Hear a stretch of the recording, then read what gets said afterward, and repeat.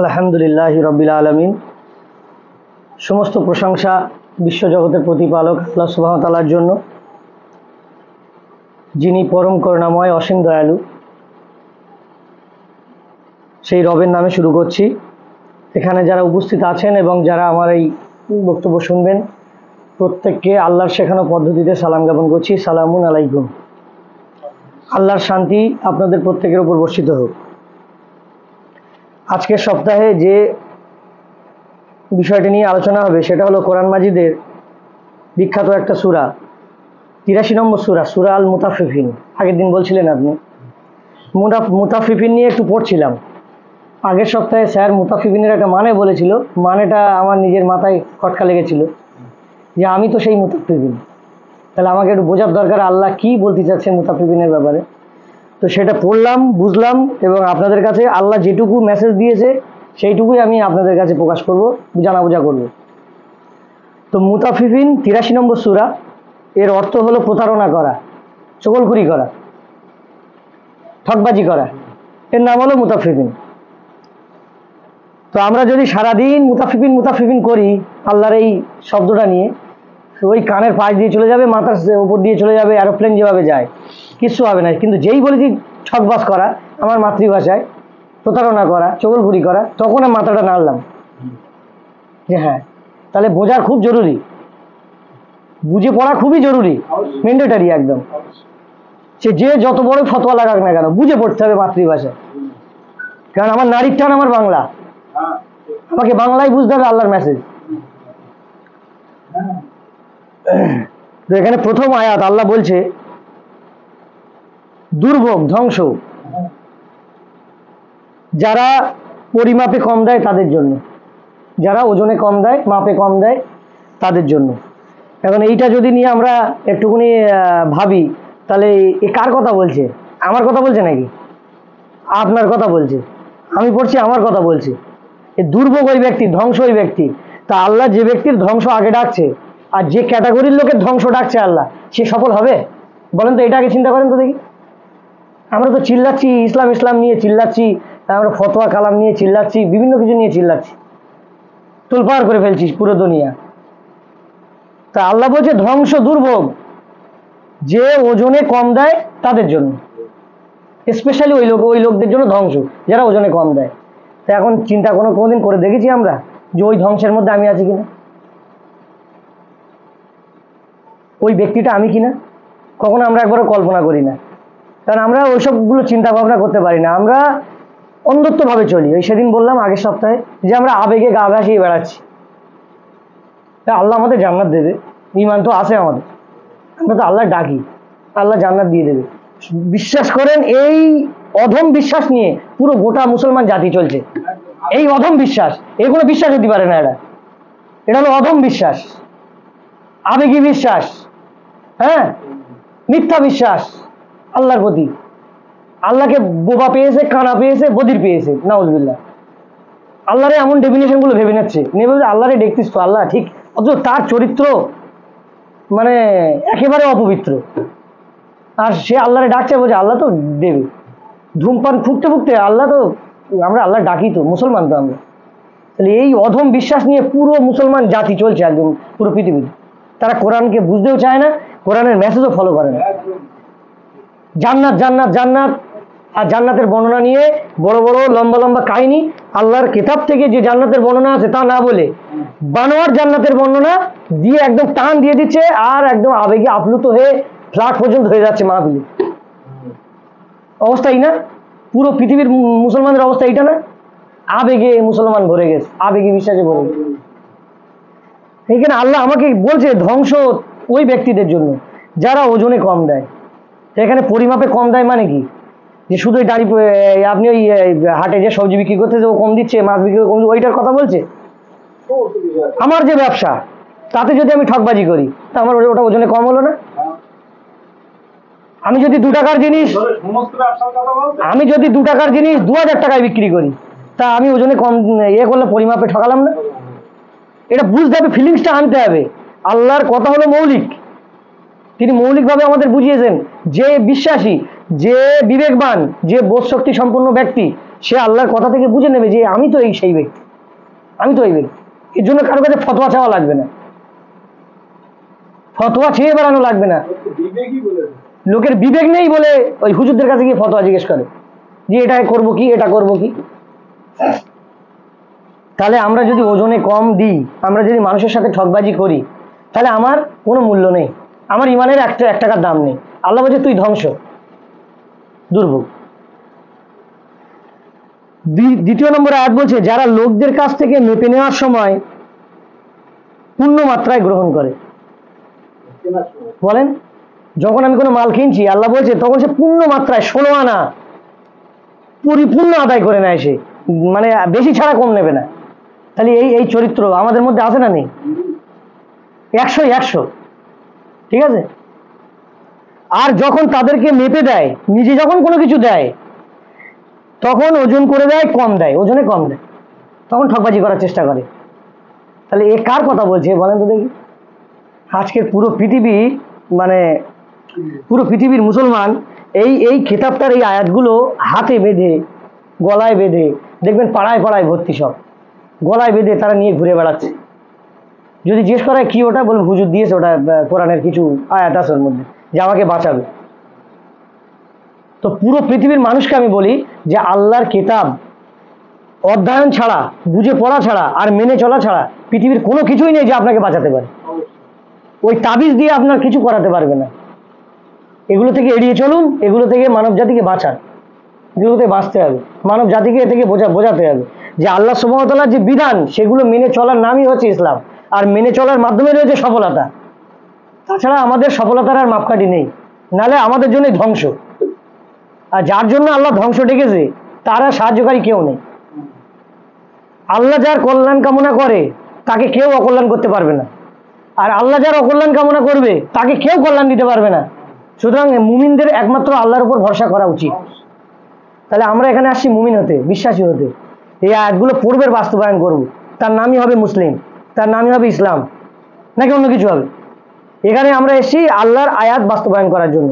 আজকে আমি পড়ছি, কাল থেকে আমার যেন ওজনে আর কম না হয়। আমি যে মানুষদের যে বিজনেসের উপর আমি দাঁড়িয়ে আছি, সেই বিজনেসে আমার যেন ঠকবাজি না হয়। এটা একদম মাথায় দৃঢ় প্রেকের মতন বেঁধে রাখতে হবে, আল্লাহর বিধানকে মাথার মধ্যে সাজিয়ে রাখতে হবে। তাহলে আমি হবো পাক্কা ইমানদার, নাহলে আমার কি হবে? ধ্বংস হবে। আমি ধ্বংসের পথে পা বাড়িয়ে রেখেছি আর আমি কল্যাণ কামনা করছি, এটা কোনো মতে সম্ভব না। এটা যেন আমাদের মাথায় থাকে পরিপূর্ণ। তাহলে আমাদের চরিত্র হতে হবে কি? আমরা মানুষের কাছ থেকে যেমন নেব আমরা তেমন দেব। আল্লাহ এটাই বোঝাতে চাচ্ছেন যে মানুষের কাছ থেকে নেবে 16 আনা আর দেবে 4 আনা, এই চরিত্র যার ভেতরে, তা সে ধ্বংস। সে হলো প্রতারক, সে হলো ঠকবাজ, সে হলো ওই মানে প্রতারণাকারী। এই চরিত্র আমাদের মধ্যে যেন না আসে, এই মেসেজ আল্লাহ আমাদেরকে দিচ্ছেন। তারা কি দৃঢ় বিশ্বাস করে না? দেখেন, ওই যারা এই কাজগুলো করে তাদের ব্যাপারে আল্লাহ আমাদেরকে বলছে তারা কি দৃঢ় বিশ্বাস করে না? সত্যি তারা কিন্তু দৃঢ় বিশ্বাস করে না। বিশ্বাস কিন্তু বিশ্বাসের ক্যাটাগরি আছে, ইয়াকিনের সাথে বিশ্বাস আর বিশ্বাস, খালি বিশ্বাস। এই আমরা বললাম না, পুরো পৃথিবীর মুসলমান সব আবেগী বিশ্বাস, অধম বিশ্বাস, এদের বিশ্বাসের দৃঢ়তা নেই, কোনো দৃঢ়তা নেই। আমাদের বিশ্বাসের মধ্যে কোনো দৃঢ়তা নেই। আমরা এক্ষুনি যদি মানে কোনো কিছু আমাদের উপরে মুসিবত আসে, আমরা সঙ্গে সঙ্গে আল্লাহ থেকে পা গুটিয়ে নেবো যে আর আল্লাহ বলে কেউ নেই, সব ওই নেতা মন্ত্রী সবরাই সব। আর যদি আমাদের উপরে কোনো কল্যাণ আসে, হ্যাঁ আল্লাহর কাছে গিয়ে একদম হাজিরা দিয়ে পুরো মাথা খারাপ করে দেবো। এই ক্যাটাগরির মানুষদের আল্লাহ পছন্দ করে না। বিপদ মুসিবতে তারা সবসময় বলে যে আমরা আল্লাহর কাছেই যাবো, আল্লাহর কাছে আছি, ইন্না লিল্লাহি ওয়া ইন্না ইলাইহি রাজিউন, নিশ্চয়ই আমি আল্লাহর কাছ থেকে এসে আল্লাহর কাছে ফিরে যাব। তাহলে আমাদেরকে দৃঢ় বিশ্বাস রাখতে হবে। যাদের এই চরিত্রের মধ্যে এই ঠকবাজি আছে, আল্লাহ বলছে তারা কি দৃঢ় বিশ্বাস করে না যে তারা একদিন পুনরুত্থিত হবে? কত বড় কথা যে তারা একদিন উঠবে, আমার সামনে উঠবে। এই বিশ্বাস তারা দৃঢ় করে না, তাদের অন্তরে কি দৃঢ় বিশ্বাস জাগে না? আমি যেদিন বাড়ি পড়ছি, আপনার ওই কথাটা মানেটা শোনার পর মানে আমি আঁতচকিয়ে উঠছি যে আল্লাহ কি কথা বলছে, কি ভাষা বলছে আমাদের সাথে। কেউ যদি কোরআন বুঝে পড়ে, সে ভালো মানুষ ছাড়া খারাপ মানুষ হবে। আমি একদম মোহর লাগিয়ে দেবো এই কথায়, মোহর লাগিয়ে দেবো এই কথায়। কেউ যদি কোরআন পড়ে, মানুষের কাছে একটাই মেসেজ, কোনো ফতোয়া লাগানোর দরকার নেই, কোনো বাহাস করার দরকার নেই। ভাই কিতাবটা পড়ো, নিজে মাতৃভাষায় পড়ে রাখো, পড়তে থাকুক সে। বুঝ বুঝ বোঝার চেষ্টা সে করুক, আমি তাকে বুঝ দেবো না। ভাই পড়ো, কিতাব পড়ো। আমাকে কে বুঝ দিয়েছিল? যদি না আমি কিতাব পড়তাম তাহলে আমি কিছু বুঝতাম? আজকে এখানে আসবো, প্রতি সপ্তাহে ওই চেয়ারে বসবো, হানিফ ভাই লেকচার দেবে, তরিকুল ভাই লেকচার দেবে, ইব্রাহিম ভাই লেকচার দেবে, মগুল ভাই লেকচার দেবে, শুনবো, বাড়ি চলে যাব। 1 টাকার উন্নতি হবে বলেন তো আমার? এই ব্রেনে ঢুকবে আর এখান থেকে বেরোবে, আর এখানে শুধু মাথা নেড়ে পালাবো। এখানে যে কজন আছে আমি প্রত্যেকের বলছি, এই আমি বক্তব্য দিচ্ছি বা আমি এই কোরআনের মেসেজ আপনাদের কাছে দিচ্ছি, আমিও নিজে শুনছি, বাড়ি গিয়ে এটাকে নিজেকে আঁকড়ে ধরে বের করে দেখতে হবে আর অন্তরে ভাবনা আনতে হবে, তাহলে সে পরিবর্তন হবে। নাহলে পরিবর্তন হওয়ার কোনো জায়গা নেই, যত সাইকুল হাদিসের লেকচার শুনুক না কেন, সারা জীবন লেকচার শুনে যাবে, কিচ্ছু 1 টাকার পরিবর্তন হবে না। শুধু প্রশংসা করবে, ওর বক্তব্য ভালো, ওর বলার ভালো, ও বোঝাতে পারে ভালো, এই ওর জীবনের কোনো উন্নতি হবে না। আজকের পৃথিবীতে যত মানুষের দৃঢ় একিন বিশ্বাস আল্লাহর প্রতি এসছে, সব তারা নিজে অধ্যয়ন করে, নিবৃতে নির্জনে অধ্যয়ন করে, তারা বোঝার চেষ্টা করেছে। প্রত্যেকে নিজের অন্তর নিয়ে ভেবে দেখুন, তারা মেহনত করে, আল্লাহর আয়াত নিয়ে তারা চিন্তা ভাবনা করে, যার কারণে তাদের পরিবর্তন জীবনে এসছে, নইলে আসবে না। শুনবো আর বাড়ি গিয়ে সব ভুলে যাব। সুতরাং আল কোরআনের এই বিষয়টা, আল্লাহর যে ওহির বিধান, এগুলো প্রতিদিন আমাদের পড়তে হবে। আমরা ওহির সাথে একদম ওতপ্রোতভাবে জড়িয়ে আছে, আমাদের শরীর, অন্তর, ব্রেন ওহির সঙ্গে জড়িয়ে আছে। আর ওহি যাদের ছেড়ে দিয়েছে তাদের অন্তর ব্রেন কি বুঝতে পারছেন তো? তারা গাধা, পশু সব, তাদের সাথে কোনো সম্পর্ক আমার থাকবে না। বাহ্যিক লেনদেন করতে পারে, কিন্তু এমনি কোনো আন্তরিকতার সম্পর্ক থাকবে না। ওই জন্য কোরআনে অন্যত্র জায়গায় আল্লাহ বলেছেন যে এক মুমিন আর এক মুমিনের যেন ও বন্ধু, মানে ওটা আয়না স্বরূপ এরকম নেই, আছে কি নেই? আয়না আছে, আচ্ছা আছে, যাই পড়েনি। তো এক মুমিন আর এক মুমিনের আয়না স্বরূপ হবে এবং একে অপরের কল্যাণকামী হবে, কল্যাণকামী হবে। এছাড়া অন্য কাউকে আল্লাহ বলেননি, এরকম কথা বলেননি যে এক মুমিন সারা দুনিয়ার জন্য কল্যাণকামী হবে, হতে পারবে না। তার কথা কেউ নেবে না, তার কথা মাথায় ঢুকবে না তো, কারণ তাদের বিশ্বাসে তালা মারা আছে, দৃঢ় একিন নেই তাদের। তাহলে কোরআনের মেসেজ তাদের দিলে ঢুকবে, তাদের অন্তর আল্লাহ খুলে দেবেন, প্রশস্ত করে দেবেন। রব্বিশ রহলি সাদরি, এই বক্ষ প্রশস্ত হবে তাদের রবের পক্ষ থেকে যাদের দৃঢ় বিশ্বাস আছে। বক্ষ প্রশস্ত করার প্রথম মাধ্যম হচ্ছে দৃঢ় একিন, যে আমি আল্লাহর প্রতি দৃঢ় একিন রাখি, তিনি আমার প্রভু, তিনি আমার খালিক, মালিক, রব, তার কাছে আমাকে পুনরুত্থিত হতে হবে। এই বিশ্বাস যা দিলে নেই, তার দিলে এই জিনিস বসবে না, সে ওই ঠকবাজি করেই যাবে। তো আল্লাহ বলছে তারা কি বিশ্বাস করে না, সেদিন পুনরুত্থিত হবে এক মহা দিবসে। কত বড় কথা, মহা দিবস! সামনে কি দিন আমাদের আসছে বলেন তো? আমরা আমাদের টাইমটাই নিয়ে যে ভাবি কি দিন আমাদের আসছে, এই মহাদিবস, মহাদিন, এই কথাগুলো শুনলে বিশ্বাস যাদের দৃঢ়, তাদের অন্তরে কত ভয় আসে, মানে আজকে ওঠে কি হবে সেই দিন, আমার নিজের কি হবে সেই মহাবিচারের দিন। যেদিন আল্লাহ বলছে সেদিন কি হবে, যেদিন মানুষ সৃষ্টিকুলের রবের জন্য দাঁড়াবে, এই পুরো সৃষ্টিকুলের রবের সামনে সেদিন দাঁড়াবে, সেই মহাদিনে। সেদিন আমাদের সামনে আসছে, কখনোই নয়, নিশ্চয়ই যারা পাপাচারী, ঠকবাজ, প্রতারক, তাদের আমলনামা যাবে সিজ্জিনে। সিজ্জিন, যারা পাপাচারী, দুটো স্থানের নাম আল্লাহ উল্লেখ করেছে পবিত্র কোরআনে, যে আমাদের ইন্তেকালের পরে আমাদের যে যাই বলেন, আমাদের রুহ বলেন, বলেন, আমাদের মানে কর্মপদ্ধতির সিস্টেম, আমাদের যে আত্মার উপরে আমাদের আবার দাঁড় করানো হবে অবয়ব দিয়ে, এটা কোথায় রাখার স্থান কোথায় আল্লাহ উল্লেখ করেছে, যে পাপাচারীদের মানে কয়েকখানা হচ্ছে সিজ্জিন, আর পরে আসছে ভালোদের কয়েকখানা হচ্ছে মানে রাখার জায়গা হচ্ছে ইল্লিন। ইল্লিন, তোমার কিসে তোমাকে জানাবে সিজ্জিন কি? আল্লাহ তাআলা নবীকে বলছেন কিসে তোমাকে জানাবে সিজ্জিন কি? তা আমরাও তো জানি না সিজ্জিন কি, আমরা জানি? আল্লাহ বলছে তা একটা কি লিখিত আছে, কিতাব আকারে লিখিত আছে, আমার জীবনের যাবতীয় যে কর্মকাণ্ড তা একটা লিখিত আছে, আমি যা কিছু করি, আমি যা কিছু বলি। অর্থাৎ এই আয়াত পড়ার পরে মানে আমার একটাই চিন্তা এসছে যে আমার কি হবে, মাথায় একটাই কোশ্চেন এসছে, আমার কি হবে। কারণ আমি যে আমার জীবনের আমার যা কিছু আছে আমি জানি, আপনার জীবনের আপনার যা কিছু আছে আপনি জানেন। তো যদি আপনি চিন্তা ভাবনা করেন, আপনার দুনিয়া আর ভালো লাগবে না। মানে আমি চিন্তা করছি কি হবে আমার, মানে যা কিছু আমার ঘটে গেছে লাইফে, যা পাপ আমার জীবনে হয়ে গেছে, এই লিখিত কিতাব যদি সিজ্জিনে যায় তা আমার কি হবে। আমরা ভাবি না, এটা আমরা ভাববো যে আমাদের কি হবে, আমাদের যেন সেখানে না যেতে হয়, তার জন্য আল্লাহর কাছে আমরা আশ্রয় চাইবো, আল্লাহর বিধান মেনে আমাদের চলতে হবে, তার জন্য এখানে আসা যে কি সিস্টেমে আমরা চলবো আল্লাহর বিধান অনুযায়ী, তাহলে তার রহমত পাবো। সেদিন ধ্বংস অস্বীকারীদের জন্য, অস্বীকারীদের জন্য ধ্বংস। যারা কি অস্বীকার করেছে? আল্লাহকে কেউ অস্বীকার করে? আল্লাহকে কেউ অস্বীকার করে? হ্যাঁ, মুসলমানরা করে না। অস্বীকার করার অর্থ কি? আল্লাহকে অস্বীকার করা মানে আমি আল্লাহকে মানি, এর নাম আল্লাহকে মানা? তার যে আয়াত, তার যে বিধান, এটাকে যারা মানে না তারাই অস্বীকার করে। তো সেদিন ধ্বংস অস্বীকারীদের জন্য, এই আমরাই সব ধ্বংস। আমরা কারা? আমরা কেউ আল্লাহকে স্বীকার করি? হ্যাঁ হ্যাঁ, সেদিন ধ্বংসই এখানে এই তো আছে মিথ্যারোপকারী যারা, লিল কাযিবিন, এই তো যারা মিথ্যা আরোপ করেছে, এই তো কাযিবিন, কাযিবিন মানে হচ্ছে মিথ্যারোপ করা, মিথ্যাচারীদের জন্য ধ্বংস। ঠিক আছে, যারা পৃথিবীতে মিথ্যাচার করে বেড়াচ্ছে, এখানে সব ক্যাটাগরি পড়ে যায়।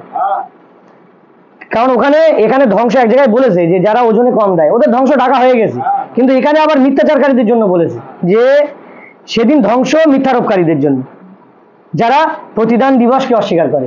বলে তা প্রতিদান দিবসকে অস্বীকার করে না কে?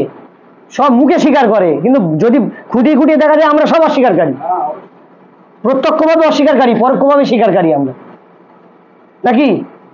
আমরা মুখ্যভাবে অস্বীকার করি, গৌণভাবে স্বীকার করি। তো আল্লাহ বলছে মুখ্যভাবে স্বীকার করো আর আমার কাছে আত্মসমর্পণ করো আর আমার বিধান মেনে চলো। ইয়া আইয়ুহাল্লাযিনা আমানু তাকুল্লাহা হাক্কা তুকাতিহি, হে ঈমানদারগণ, ঈমানদারদের ইন্ডিকেট করা হয়েছে, তোমরা ভয় করার মতো ভয় করো আমাকে। ওয়ালা তামুতুন্না ইল্লা ওয়া আনতুম মুসলিমুন, আর কোনো মতে আমার কাছে আত্মসমর্পণ না করে এসো, মৃত্যুবরণ করো না। তার মানে কি বোঝাচ্ছে আল্লাহ? এই আয়াত দ্বারা আল্লাহ কি বলতেছেন? ঈমানদারদের কি সংজ্ঞা দিলেন? যে আমাদেরকে ভয় করার মতো ভয় করতে হবে। তাহলে এই আল্লাহর বিধানকে যদি মানার মতো না মানি, তা ভয় করা হবে আল্লাহকে? তার ডেফিনেশন যেটুকু তিনি আমাদের জানিয়েছেন, কার বাজে কি বাজে, তার ডেফিনেশন তিনি যেভাবে আমাদেরকে জানিয়েছেন আমরা সেটুকুই মানবো, সেটুকুই আমরা জানি, তার বেশি আমরা জানি না। তো যারা প্রতিদান দিবসকে অস্বীকার করবে, তাহলে আমাদেরকে প্রতিদান দিবসকে অস্বীকার করলে হবে না, মিথ্যারোপ করলে হবে না। হ্যাঁ, আর সকল সীমালঙ্ঘনকারী পাপাচারী ছাড়া কেউ তা অস্বীকার। দেখেন আল্লাহ আবার বলে দিয়েছে, মানে সুবহানাল্লাহ, আল্লাহ কত পবিত্র, তার বিধান কত পরিপূর্ণ, তার বিধানের কত রকমের পরিপূর্ণতা আছে, পরেই বলে দিচ্ছে যে সীমালঙ্ঘনকারী পাপাচারী ছাড়া কেউ তার বিধান অস্বীকার করে না। ক্রাইটেরিয়া দিয়ে দিস, আল্লাহকে, আল্লাহর আয়াতকে যে মানে না, অস্বীকার করে, সীমালঙ্ঘন করে, পাপাচার করে বেড়ায়, মিথ্যা আরোপ করে, বা আল্লাহর আয়াতকে সে তোয়াক্কাই করে না, এ হলো বড় মিথ্যারোপকারী। ঠিক আছে, তা বলছি এ ছাড়া আর কেউ অস্বীকার করবে না, সেই ক্রাইটেরিয়া লোক বলে দিচ্ছে। এতে কোনো মানে কালাম, দলিল, খলিল, ফ্রান্স, তারপরে ব্রাজিল এসব নাম আসবে না, এখানে মানুষের নাম আসছে।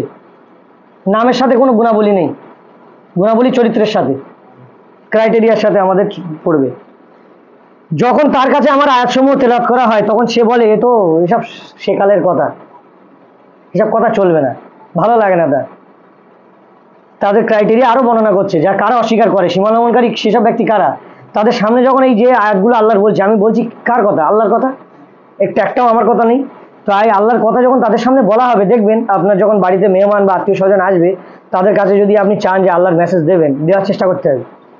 ঠিক আছে, তো যদি পাশ কাটায় বা ঘুম ভাব লাগে, বা যদি বলে ও এ তো জানি, বুঝবেন এ সেই ব্যক্তি, আল্লাহ যার ব্যাপারে ইন্ডিকেট করছে সেই ব্যক্তি। ও শুনবে না, ওর মুখ বধির অন্ধ হয়ে গেছে, ওর সত্যের পথে আসবে না। তো যখন তার কাছে আমার আয়াত তেলাওয়াত করা হবে, পড়া হবে, পাঠ করা হবে, তখন সে বলবে এ পূর্ববর্তীদের কথা, কখনোই নয়, বরং তারা যা অর্জন করেছে তাই তাদের অন্তরকে ঢেকে দিয়েছে। তারা ওই দুর্নীতিবাজ হয়ে, ঠকবাজি করে, ওজনে কম বেশি করে, প্রতারণা করে, চগলখুরি করে, যা কিছু তারা কামাই করেছে, পাহাড় পাহাড় সম্পদ, আল্লাহ বলছে ওদের ঢেকে দিয়েছে, অন্তর সব ঢেকে গেছে ওই দিয়ে, ওর মধ্যে আর ঢোকবে না কিছু। এরকম ব্যক্তি সব আছে না নেই আমাদের পুরো পৃথিবীতে? সব অন্তর ঢেকে গেছে, দেখবেন টাকায় টাকা, টাকায় টাকা, অন্তর ঢেকে। তাদের সামনে আপনি মেসেজ দেবেন, ও যাবেই না। আল্লাহর কথা, সৃষ্টিকর্তার কথা। হ্যাঁ, তাদের অন্তর একদম পুরো যা অর্জন করে রেখেছে ওই মিথ্যা ঠকবাজি করে, যা অর্জন করে রেখেছে সব ঢেকে গেছে। সুতরাং এই কথা দিয়ে বোঝা যাচ্ছে আমাদের অন্তর ফাঁকা রাখতে গেলে, আল্লাহর মেসেজ ঢোকাতে গেলে আমাদের এই ইনকামের জায়গাটা ঠকবাজি করে কাটালে হবে না। কি এটা বুঝতে পারছেন তো? যে বলছে তারা যা অর্জন করেছে তাই তাদের অন্তরকে ঢেকে দিয়েছে। তাহলে আমরা যা অর্জন করছি যদি ঠকবাজি করে করি তাহলে কি আমার অন্তর ঢাকবে? তো তাহলে ওই মেসেজ আর আমার ঢুকবে অন্তরে? কেন তো ঢেকে রয়েছে, আর কি করে ঢুকবে? আপনি যদি পানি এসে ছাতা মাথায় দেন তাহলে পানি আর মাথায় পড়বে? পড়বে না। তাহলে অন্তর খোলা রাখতে গেলে সলিড নির্ভেজাল ইনকাম দরকার, পবিত্র হালাল রোজগার দরকার। প্রথম যদি ধ্বংসের হাত থেকে বাঁচতে চাই, আমার মাথায় যেটা আসছে আল্লাহর আয়াত পড়ে, যে আমার জীবনের রোজগার পদ্ধতি হতে হবে পবিত্র, না হলে জীবনের সব শেষ। জীবনের যা কিছু করব আর আল্লাহর জন্য যা কিছু করবেন, যা কিছু হাঁটবেন সব বেকার। আর যদি ইনকামের মধ্যে পবিত্রতা থাকে, আপনি যে কদমেই যেখানেই যাবেন আল্লাহর কথা শুনতে বা আল্লাহর মেসেজ নিজে মানুষকে বলতে, প্রতি জায়গায় আপনি সাকসেসফুল, প্রতি জায়গায় আপনি জিতবেন, প্রতি জায়গায় আল্লাহর রহমত আপনার উপর বর্ষিত। আর যদি আপনি মুনাফিকি জীবনযাপন করে আর ওই ঠকবাজি করে দুর্নীতি করে রোজগার হয় আপনার, সেই রোজগারের টাকায় আপনি প্রচুর মানুষের দান করে দিচ্ছেন, লাখ লাখ শাড়ি দান করে দিচ্ছেন, দেখো অমুক লোক লাখ লাখ শাড়ি দান করছে, ঠিক আছে? আল্লাহ বলছে ওদের অন্তর ঢেকে গেছে, ওরা যা অর্জন করেছে ও অন্তরের মধ্যে আর কিছু ঢুকবে না, ওদের সিল হয়ে গেছে। ইনকাম খুব ভাইটাল একটা জিনিস। আমাদের এই শিক্ষাটা এই মেসেজ থেকে, আল্লাহ বিধান থেকে নিতে হবে। কারণ আমরা এখান থেকে পা বাড়ালে আবার প্রত্যেকে রোজগার করতে হবে, তাই না? রোজগার সেইভাবে আমরা করব যেন মানুষের মধ্যে কোনো রকমের প্রতারণা সৃষ্টি না হয়। মানুষ যেন আমাকে না বলে প্রতারক, ও চিটিংবাজ, ও ব্যবসা করে চিটিংবাজি করে, এই শব্দ যেন মানুষের মধ্যে দিয়ে আমাদের না আসে, এটা মাথায় রাখতে। কখনোই নয়, নিশ্চয়ই সেদিন তারা তাদের রব থেকে পর্দার আড়ালে থাকবে। যারা এই ঠকবাজ লোক, আল্লাহ বলছে তাদের রব থেকে পর্দার আড়ালে থাকবে, রবের সাক্ষাৎ পাবে না। দেখেন আল্লাহর কথা, কিন্তু ওসব ছাড়েন, বানোয়াট কাহিনী ছাড়েন, আল্লাহর আয়াতের কথা, রবের সাক্ষাৎ পাবো না আমরা যদি আমাদের মধ্যে ঠকবাজি আসে। তাহলে কত বড় গুরুত্ব দিতে হবে। তারপর নিশ্চয়ই তারা প্রজ্বলিত আগুনে প্রবেশ করবে। দোয়া কালাম দিয়ে আটকানো যাবে? সারা দুনিয়া দোয়া কালাম রব্বানা আতিনা ফিদ দুনিয়া পড়ে আটকানো যাবে এই ঠকবাজদের? বলেন। আর আমরা পাইকারি হারে আজকে ইসলামের ব্যবসা করে খাচ্ছি। আর মারা গেলে সব 20 মিনিট 30 মিনিট করে দোয়া চালাচ্ছি, ঠিক আছে? প্রত্যেকের জন্য দোয়া, তাহলে আর পাপ কাজ করবো না, তা কি করবো? দোয়া সবার জন্য চলছে। দোয়ার তো একটা ক্রাইটেরিয়া আছে, আল্লাহ বলে দিয়েছে কাদের জন্য দোয়া করা যাবে। কোরআনে সূরা তওবার মধ্যে বলা আছে যে দোয়া কাদের জন্য করতে হবে, কাদের জন্য দোয়া করা যাবে না। আল্লাহ বলছে তাদের জন্য নির্ধারিত হয়ে গেছে জাহান্নাম, তুমি তাদের জন্য দোয়া করতে পারবে না। কোনো মুমিন কোনো মুশরিকের জন্য দোয়া করতে পারবে না, কারণ সে শিরিক অবস্থায় মৃত্যুবরণ করেছে। দোয়া তাদের জন্য নেই। আমরা অহরহ দোয়া করে যাচ্ছি, মানে সব আবেগে গা ভেসিয়ে বেড়াচ্ছি। জানি অঙ্ক ভুল করেছি, তবু বলতেছি হ্যাঁ মনে হয় ঠিক হয়ে গেছে, ওই 100 পাবো, অথচ অঙ্ক পুরো ভুল, যোগের জায়গায় বিয়োগ পড়ে গেছে। বুঝলেন? তাহলে আমাদেরকে একদম বুঝতে হবে, জায়গায় জায়গায় ক্ষেপণাস্ত্র দিতে হবে। আল্লাহ যে সিস্টেমে আমাদের মানব জাতিকে পরিচালিত করছেন সেই সিস্টেমে আমাদের যেতে হবে, সিরাতাল মুস্তাকিম, তাহলে হবে সহজ সরল পথ। ওই নিজের আবেগে গা ভাসিয়ে আমি সহজ সরল পথে আসি, বেচারির জন্য দোয়া করবি না, হ্যাঁ ও মরে গেছে দোয়া করবি না, এই যে আবেগ আর এই যে তরপানো, মানে আল্লাহর বিধানের উপরে আপনি বিধানদাতা, আপনি বড় বিধানদাতা। আর আল্লাহ বলছে যে আমার বিধান ছাড়া অন্য বিধান দিয়ে যারা নিজের আবেগ নিজের খোয়াই দিয়ে এমনকি যদি আপনি পরিচালিত করেন কিছু, আপনি বড় কাফের, বড় অস্বীকারী। বিধান দাদি ইনিল হুকমু ইল্লা লিল্লাহ, একমাত্র বিধান দেবেন আল্লাহ। তাহলে আল্লাহ যে বিধান দিয়েছেন তিনি রহমানুর রহিম, বারবার আমরা পড়ি রহমানুর রহিম। রহমানুর রহিম যে বিধান দিয়েছে তার উপরে রহমান আপনি নাকি? আপনি আমি স্যার, আমরা কি রহমানুর রহিমের উপরে? তাহলে রহমানুর রহিম যে বিধান দিচ্ছে সেটা বলছে আরে বেচারির উপর কোনো জুলুম করছে। রহমানুর রহিম বলছে যে এই কোরআন জীবিতদের জন্য, পুরো পৃথিবীর মানুষ কোরআন ছেড়ে দিয়েছে, মৃত ব্যক্তির সামনে গিয়ে ঝুলে ঝুলে কোরআন পড়ছে। তাহলে রহমানুর রহিম কে হলো? ওই ব্যক্তি হলো আল্লাহ থেকেও বড় রহমান। ও বেশি রহমান দেখাচ্ছে, দয়া দেখাচ্ছে যে ওই মরে গেছে কোরআন পড়। আল্লাহ কোথায় বলেছে একটা আয়াত দেখান যে মৃতদের জন্য কোরআন কোথায় আছে? হে নবী, তুমি কোনো মৃতকে কোরআন শোনাতে পারবে না, এই বাণী শোনাতে পারবে না, এই হেদায়েতের বাণী। এটা সিরাতাল মুস্তাকিমের বাণী, এই পথ দেখানোর বাণী। মরা মানুষের কি পথ দেখাবেন আপনি? কে পথ দেখাতে পারে মরা মানুষের? একটা বিবেক, এই বিবেক মানে বিবেকে তালা পড়ে গেছে, একেবারে তালা মেরে দিয়েছে বিবেকে, মানে একদম এরা আর হেদায়েত পাবে না, এরা একদম গোমরা হয়ে গেছে। এই কোরআন জীবিতদের জন্য, যারা শুনতে পায়, যারা চিন্তা করতে পারে, তাদের জন্য এই কিতাব, আল্লাহর এই হেদায়েত। আর আমরা মৃতদের কাছে ঝুলে ঝুলে পড়ে যাচ্ছি, বললেই বলে রহমান রহিমের তুমি এ করো, মানে আল্লাহ থেকে বড় দয়ালু হয়ে গেছে। কোরআন জানে না তারা তুমি, হ্যাঁ। তো আল্লাহ আমাদের ঘোষণা করছে যে রবের এই এই ঠকবাজদের চরিত্র যারা আছে আমাদের মধ্যে যে থাকে, আমরা রবের সাক্ষাৎ পাবো না এবং আমরা ডাইরেক্ট আগুনে প্রবেশ করব, কেউ আমাদের বাঁচাতে পারবে না। তারপর বলা হবে এটাই তা যা তোমরা অস্বীকার করেছিলে পৃথিবীতে, এই তোমাদের প্রাপ্য জিনিস। আগুনে ঢোকানোর পরে এটাই বলা হবে যে এই তোমাদের প্রাপ্য যা তোমরা করেছিলে। কখনোই নয়। এবার আমাদের সান্ত্বনার বাণী দিচ্ছেন আল্লাহ, নিশ্চয়ই যারা নেককার লোক, যারা ঠকবাজি করে না, যারা প্রতারণা করে না, যারা বেইনসাফি করে না, আল্লাহ বলছে তাদের আমলনামা মৃত্যুর পরে তাদের স্থান হবে ইল্লিনে। কিসে তোমাকে জানাবে?